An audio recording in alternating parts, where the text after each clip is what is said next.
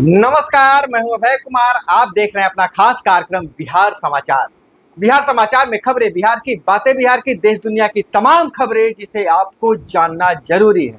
बिहार समाचार में हम खबर लेते हैं सत्ता के गलियारों से, पंचायत के गलियों से और गांव के चौपालों से, जिससे आप रहते हैं अपडेट। तो बिहार समाचार में हम बात करेंगे बिहार के प्रमुख सुर्खियों पर। इसी के साथ मुख्यमंत्री ने किया है बड़ा ऐलान, और देश विदेश की खबरों पर हम नजर डालेंगे जो आपको जानना जरूरी है, जो आपके जीवन को प्रभावित करता है। तो बिहार समाचार में हम बात कर रहे हैं कि जमीन भूमि सर्वे को लेकर जो बवाल चल रहा है उससे बहुत बड़ी राहत मिली है। जमीन के पेपर नहीं है तो मिलेगा 3 महीने का समय।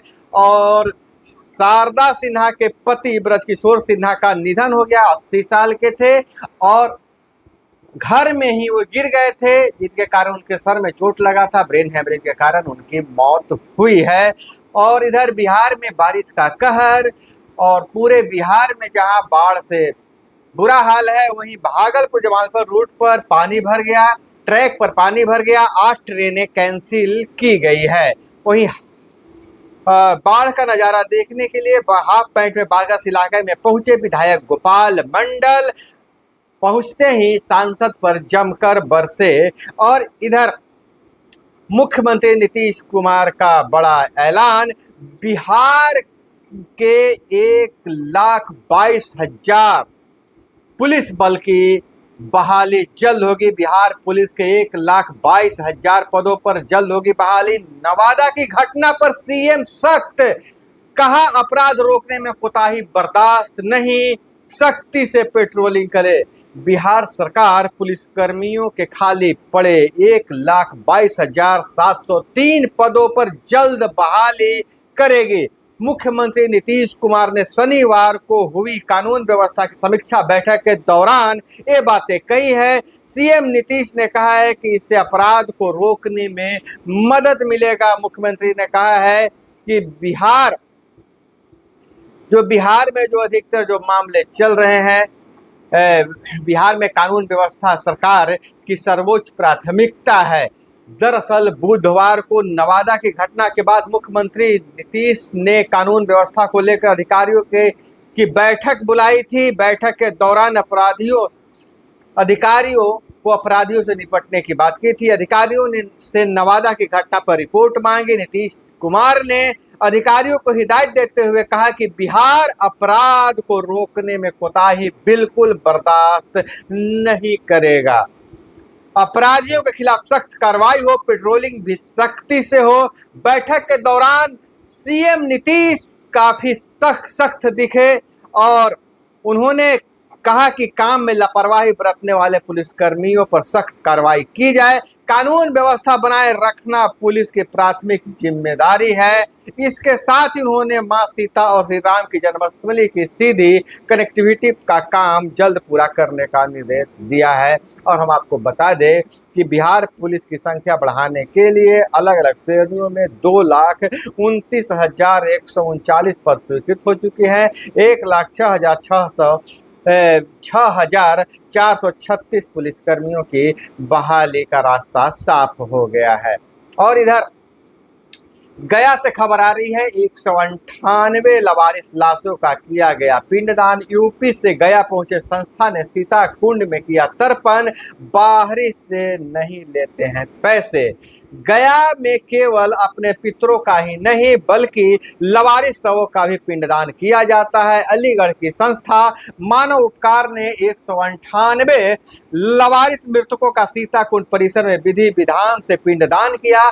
पिंडदान करने के लिए संस्था के 193 सदस्य गया आए थे। और खास बात यह है कि इन 193 सदस्यों में 98 महिला सदस्य थी। संस्था बाहरी या फिर अन्य किसी सोर्स से कोई मदद नहीं लेती है। मानव उपकार संस्था के अध्यक्ष विष्णु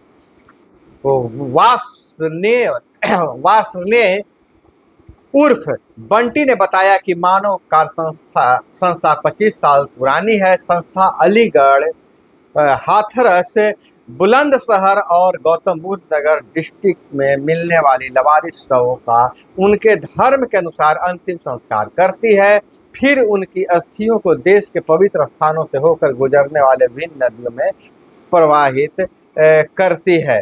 और इधर बिहार में दोबारा बदला गया है जमीन रजिस्ट्री का नियम, नया नियम।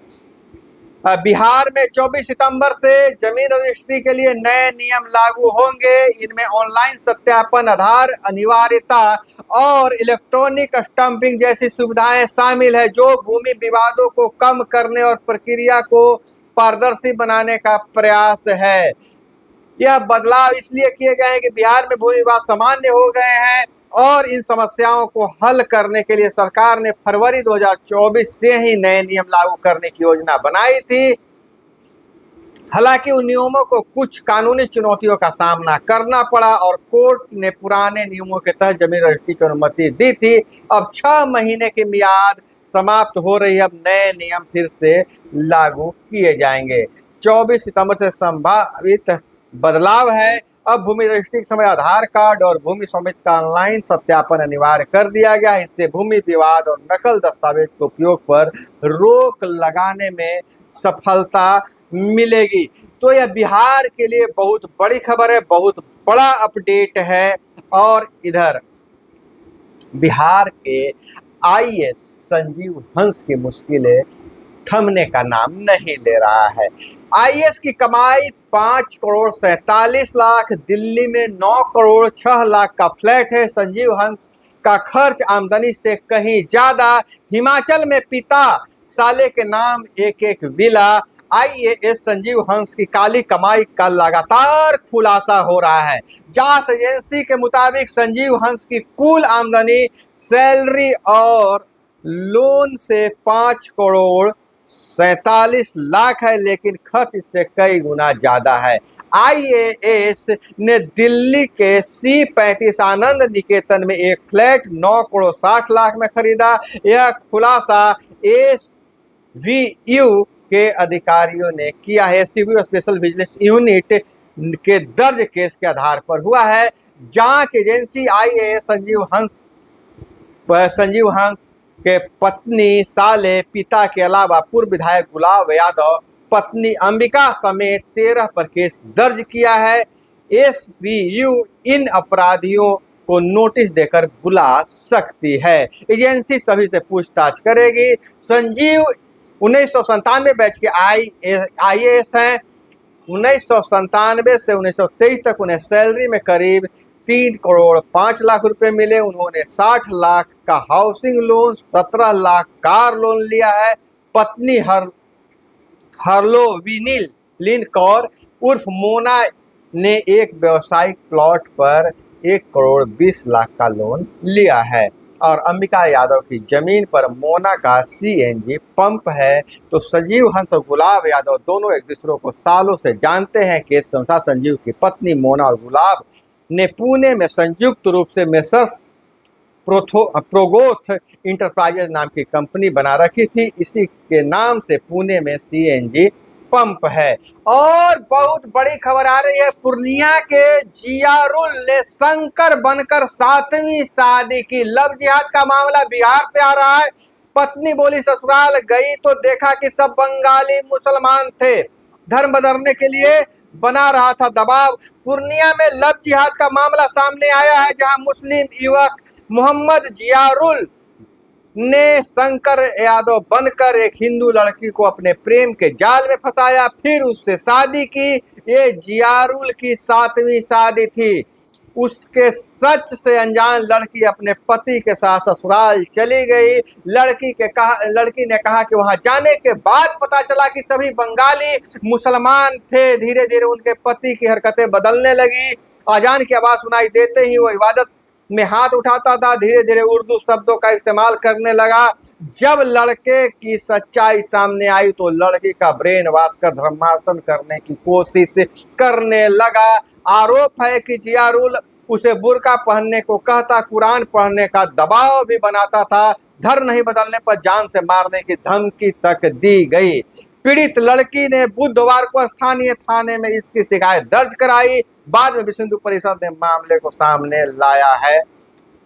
पुलिस ने युवक की हकीकत सामने आने के बाद उसे गिरफ्तार कर जेल भेज दिया है। मोहम्मद जियारुल डबरुआ थाना के बरसौनी का रहने वाला है। मामला सदर थाना का है। अब सभी जो भी अपने परिवार में इसको जागरूकता फैलाने की जरूरत है और इस तरह की हरकतों से बचा जा सकता है। और इधर अमित शाह जम्मू कश्मीर में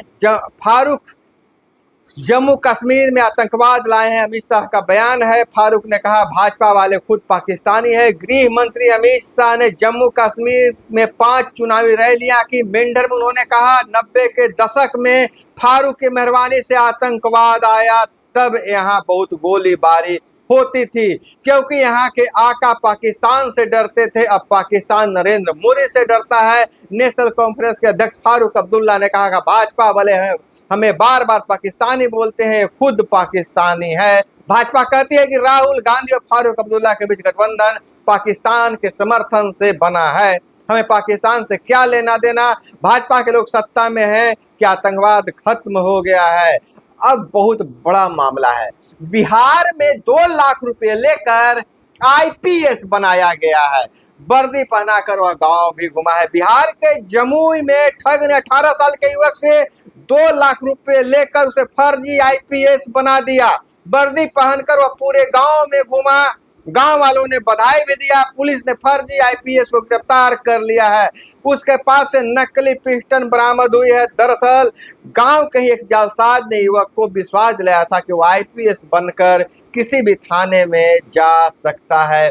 जमुई पुलिस ने उसे गिरफ्तार कर लिया है। और जालसाज ने पिस्टन देते वक्त कहा था कि इसे संभाल कर रखना। और बाइक से आईपीएस की वर्दी पहनकर मिथिलेश सिकंदरा थाना इलाके के चौक पर खड़ा था। उधर से गुजर रही पुलिस टीम को उस पर नजर पड़ी। शक हुआ। पूछताछ करने पर उससे पूछा गया कि कहाँ ड्यूटी है, तो नहीं बता पाया। अब वह जेल में है, लेकिन वह बिल्कुल भोला भाला है। किसी जालसाज ने 2 लाख रुपए लेकर उसको आईपीएस की वर्दी देकर ठगी किया है। और इधर स्मार्ट मीटर पर पूरे देश में बवाल है। अब इसे लेकर कई नए अपडेट है। और बक्सर में विरोध हुआ। पूरे इलाके की बिजली काटी। डीएम के निर्देश पर सप्लाई शुरू किया गया है। ग्रामीणों का कहना है कि हमारे पास स्मार्टफोन नहीं है, स्मार्ट मीटर क्या समझेंगे। बक्सर के मुकुंदपुर गांव में स्मार्ट मीटर का ग्रामीणों ने विरोध किया तो बिजली कंपनी ने पूरे गांव की बिजली काट दी थी। हालांकि डीएम के हस्तक्षेप के बाद गांव में बिजली बहाल कर दिया गया है। और इधर बिजली विभाग का एक और बड़ा अपडेट कि स्मार्ट मीटर लगवाना जरूरी है, लेकिन उसमें यह सुविधा दी गई है कि रात के समय पैसे खर्च होने पर बिजली की सप्लाई बंद नहीं की जाएगी। वर्किंग डे में ही बिजली काटी जाएगी। तो यह बहुत बड़ा अपडेट है। बिजली विभाग अब रात में किसी भी कीमत पर बिजली नहीं काटेगी। और यह बहुत बड़ा अपडेट है क्योंकि स्मार्ट मीटर को लेकर पूरे बिहार में अफरा तफरी का माहौल है। और वहीं मध्य प्रदेश में आर्मी ट्रेन को डिरेल करने की साजिश। ट्रैक पर डेटोनेटर बिछाए। कानपुर में फिर ट्रैक पर मिला सिलेंडर। पंजाब में पटरी पर सरिया रखी है। देश के 3 राज्यों में ट्रेन पलटने की साजिश की गई। हालांकि तीनों जगह पर ही लोको पायलट ने साजिश को नाकाम कर दिया। तो लगातार यह खबरें आ रही है ट्रेन के पटरियों पर भारी सामान लोहा स्लीपर रख के ट्रेन को डिरेल करने की प्रयास किया जा रहा है। इसमें किसका हाथ है, कौन सा समुदाय इसमें शामिल है, सभी जानते हैं, लेकिन सभी चुप है। अब जो केंद्र सरकार ने कानून बनाया है कि अब ट्रेन डिरेल करने की कोशिश पर देशद्रोह का मुकदमा चलेगा। और इधर अगर हम बात करें तो जो बाइडेन का उम्र ज्यादा हो गया है, लगातार कई गलतियां कर रहे हैं। मोदी का नाम भूले अमेरिका के राष्ट्रपति जो बाइडेन वीडियो वायरल हो गया है। कैंसर अवेयरनेस प्रोग्राम में स्पीच के बाद पूछा अब किसे बुलाऊं, अफसर ने इशारे से मोदी तो किया तो मोदी खड़े हुए। अमेरिकी राष्ट्रपति जो बाइडेन शनिवार को डेलावेयर में क्वाड समिट के बाद एक कार्यक्रम में पीएम मोदी का नाम भूल गए। इस दौरान स्टेज पर पीएम मोदी, ऑस्ट्रेलियाई पीएम एंथनी अल्बनीज और जापानी पीएम फामियो किशिदा मौजूद थे। यह कोई पहली घटना नहीं है कि जो बाइडन किसी भी राष्ट्राध्यक्ष का नाम भूले हैं। इससे पहले भी उन्होंने जेलेंस्की को पुतिन कह दिया था और एक बार वो अपने मैदान में ही, ग्राउंड में ही, सारे विदेशी राष्ट्राध्यक्षों के सामने ही, बड़े से मैदान में ही, लॉन में ही भूल गए थे। तो जो बाइडन के साथ ये घटनाएं घट रही है। तो दोस्तों, यह थी वो तमाम खबरें जिसे आपको जानना जरूरी था। इसी तरह से खबरों के लिए जुड़े रहिए हमारे साथ। चैनल पर नए हैं तो चैनल को सब्सक्राइब कर लीजिए। वीडियो पसंद आए तो लाइक जरूर कीजिएगा। मिलते हैं अगले वीडियो में। जय हिंद, वंदे मातरम।